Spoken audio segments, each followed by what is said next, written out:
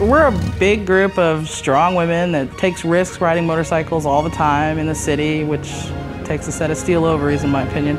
But we want to help babies. Who says no to babies?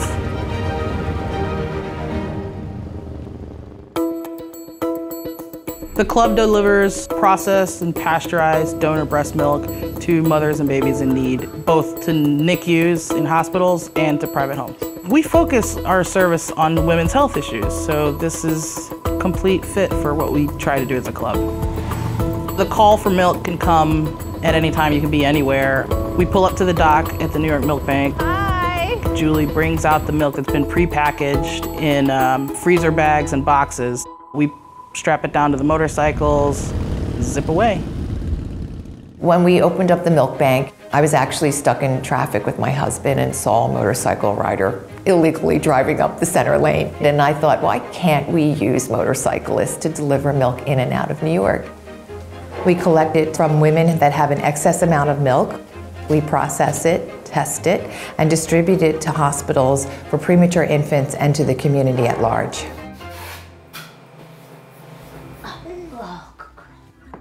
Marlo was born 4 months early. I brought Marlo home after 161 days in the NICU. I stopped producing breast milk, and all of Marlo's doctors required Marlo to continue on breast milk because putting her on formula would gravely endanger her life. I had to find a way to be able to give my daughter breast milk, and I found donor milk. Since then, we've been getting deliveries from the milk bank. We get delivery once a month. It's 330 bottles of 3 ounces.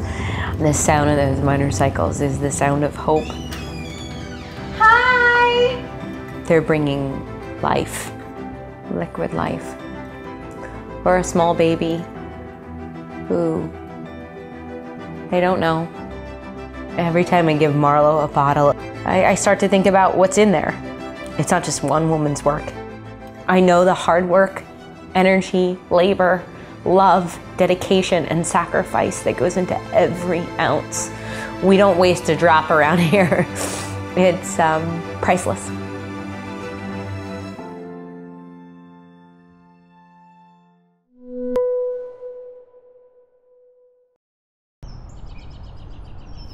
Home for me, first of all, is a peace of mind where you come home and you're always safe. That's what home means to me, especially for my children. Before I moved into this home 6 months ago, I was living in a shelter. To get my own home, it was just breathtaking, but there was nothing in it.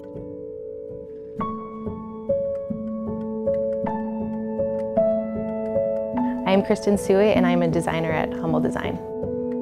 Everything in this warehouse you see is donated. We work with homeless and domestic abuse shelters, with families that are moving out of those shelters and into homes. And a lot of times they have nothing but the clothes on their back. That's where we step in and we provide the furniture for them, but then we also go back and decorate and provide like those little details that make your house a home and makes it your home. Without our help, about 46% of families coming out of the shelter go right back in. With our help, that statistics goes down to 1%. I'm a direct care worker and I work with older elder people. Before I lived in the shelter, the boyfriend that I was living with was emotionally and physically abusive to me. One day I woke up and I just said I wasn't taking that anymore.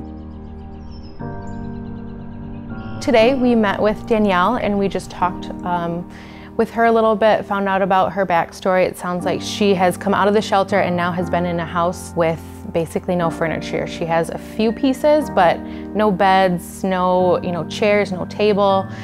So we talked with her a little bit about what she wants in her home. We went to the home and we took measurements and just walked through each room. What dinner looks at my house now, we all sit together, but we sit on the floor.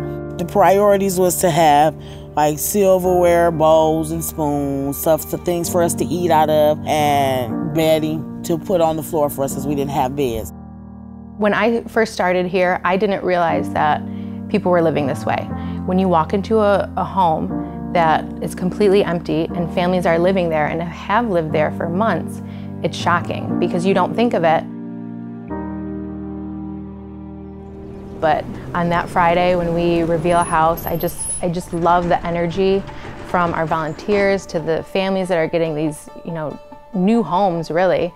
I can't get enough of that feeling, and that's why I've stayed here for so long. I know my kids are gonna be amazed because I haven't really told them what's going on. I just told them they was getting some beds, so they don't even know that the whole house is gonna be done. So I know they're gonna be astounded and happy. So it just makes me very happy. Oh, wow, wow.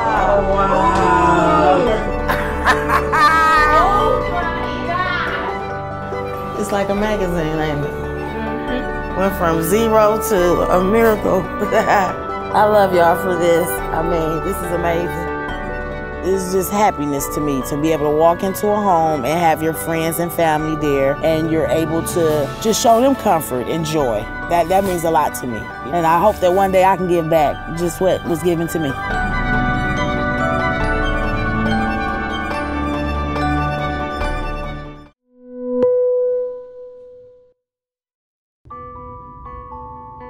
In Detroit, over the last 3 years, over 100,000 families have had their water shut off. I can't touch water or drink water or be in contact with water without thinking about somebody not having it.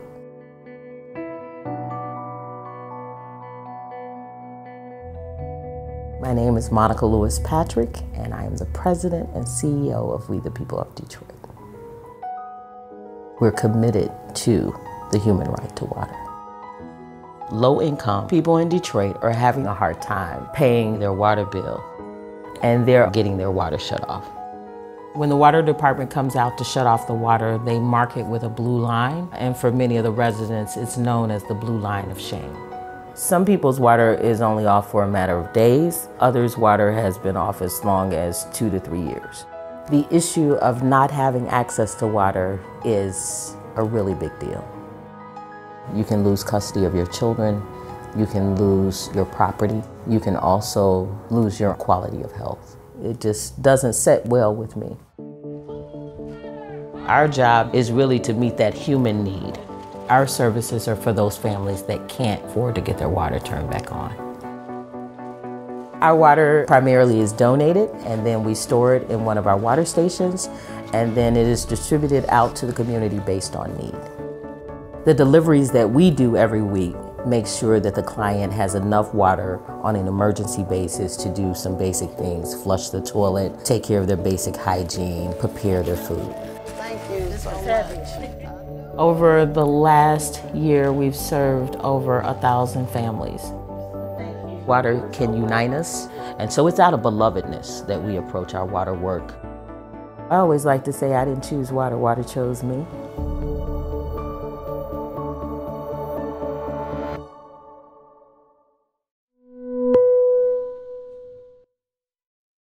Police say the shots came from one or more vehicles. Over 1,200 shootings in the city so far this year. It's time for someone to step up and stop some of this violence.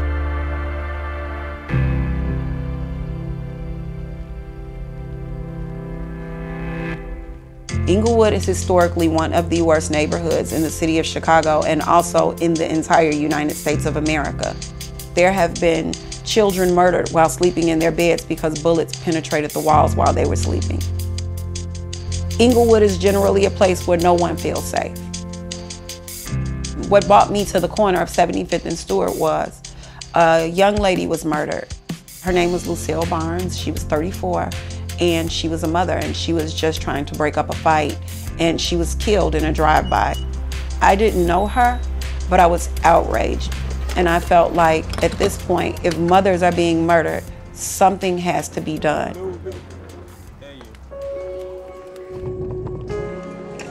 What size is that? Some people thought that it was too dangerous to go and sit on a corner in a place where someone had just been murdered 3 days before. We went out, we put on pink t-shirts, and we went and sat on the corner. We got some hot dogs and we fed people. We talked to people. More importantly, we gave out a lot of hugs. So we got together, these moms who had the time and who had the passion for it. And I felt that, being there and being a present and having eyes on the street and eyes on the children, that it would interrupt and it would prevent a lot of stuff that could potentially happen. There While you're doing that, you're playing a game with a kid that you may never get to play with. We want them to grow up together so that when they're older, they're not enemies and they're not targets of one another. They're not shooting or killing each other. Since we posted up on the corner of 75th and Stewart, there have been no shootings on that block. No shootings, no murders. There hasn't even been as much as a fist fight. There's a sense of hope that they didn't have before, all because we're mothers, and you don't want to underestimate the power of the mother.